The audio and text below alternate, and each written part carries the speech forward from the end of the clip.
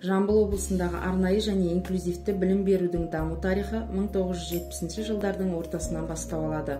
1980 жылдардың ортасында мүмкіндігі шектеулі балаларды саралап оқытудың қажеттілігі туындап, арнайы психикалық дамуы тежелген балаларға арналған сыныптар ашыла бастады.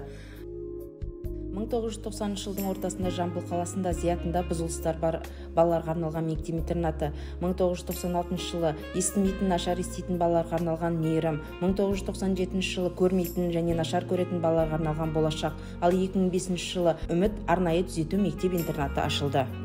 1999 жылы Жамбыл облысы білім департаменті жанынан ПМПК құрылып, құрамында психиатр, невролог, психолог, логопед мамандары жұмыс істеді. Облыстың барлық аудандарындағы мүмкіндігі шектеулі балалардың қажеттілігін анықтайтын бір ғана мекеме болғандықтан, жылдан жылға балалар санының артуына байланысты 2005 жылы департаменттен бөлініп, Жамбыл облыстық білім басқармасының ПМПК-сы болып қайта құрылды. Осы жылы Шу, Талас және Тұрар Рысқұлов аудандарында, 2010 жылы Тараз қаласында ПМПК-лар ашылды. 2016 жылы Тараз қаласында Дара және Самұрық Қазына Траст қайырымдылық қорларының қолдауымен 100 балаға арналған психологиялық педагогикалық түзету кабинеті, Меркі, Қордай, Талас аудандарының ПМПК-лары, 2017 жылы Шу ауданында психологиялық педагогикалық түзету кабинеті ашылды. Облыстағы оңалту орталығында алғашқы күндізгі стационарда 5 топта 3-7 жас аралығындағы аутист балаларға түзету көмегі көрсетілуде. Сонымен қатар Қазақстан Республикасының 2011-2020 жылдарға арналған білім беруді дамыту бағдарламасы шеңберінде облыстағы үйде оқытылатын 596 бала арнайы бағдарламалық техникалық құралдармен қамтылып, жұмыс орындары ғаламтор желісіне қосылды. 2021-2022 оқу жылында облыстың әкімі және жеке кәсіпкер Өтемұратовтың қайырымдылық қорының қолдауымен Тараз қаласынан Асыл Мирас аутизм орталығы ашылды. Қазіргі таңда аталған орталықта 120 аутист балалар мен арнайы мамандар мақсатты жұмыстарды жүргізуде.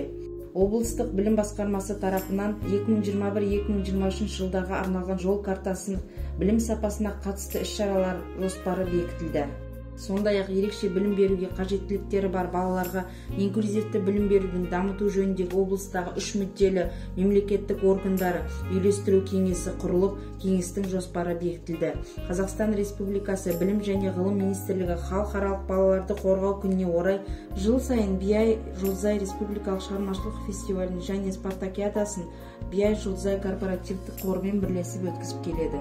Осыған орай облыстық білім басқармасы, облыстық ПМПК және аудандық білім бөлімдерінің ұйымдастыруымен әр жыл сайын ерекше қажеттілігі бар балаларға шығармашылық фестивалін іріктеу кезеңін Тараз қаласында өткізіп, дарынды балалар республикалық фестивальге жолдама алып жүлделі орындалықты иеленуде. Ерекше білім алуға қажеттілігі бар балаларды жан-жақты түзету үшін бүгінгі таңда облыстағы барлық арнайы білім беру мекемелері, мектеп-интернаттар заманауи құрылғылармен жабдықталған. Сондай-ақ арнайы мекемелерде жұмыс істейтін педагог кадрлардың білімін жетілдіру басты назарда. Соңғы 3 жылда 750 маман білімін жетілдіріп қайта даярлаудан өткен.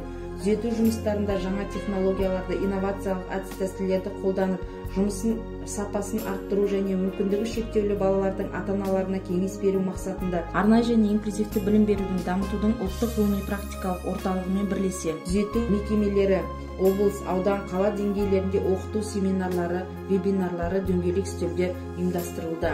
Алдағы уақытта Тараз қаласына нөмір 2 ПМПК және балабақша ашу жоспарда.